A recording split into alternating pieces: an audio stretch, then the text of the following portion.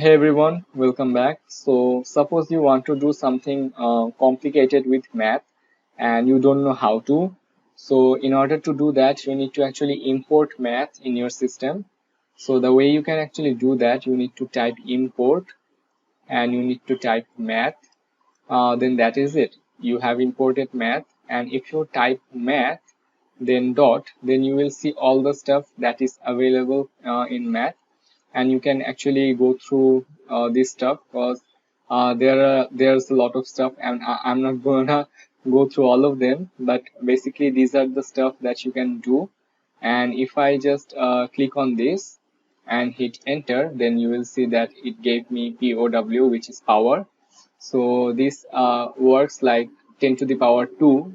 So the way you can see, first we have to give the base number, which is 10. Then we have to give the float number, let's say 2.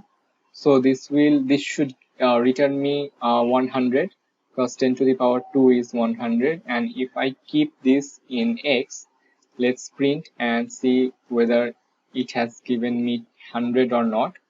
So let's run this command and you can see 100. So if I just give here 3, then the result will be 1000.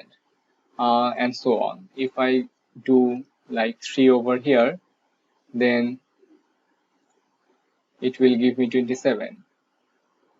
3 times 3 is 9, 9 times 3 is 27. So yeah, so that's how you can actually use the functionalities of math.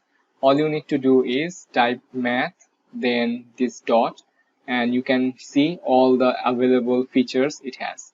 So yeah, I'll be seeing you guys in my next video. Till then, everyone, take care.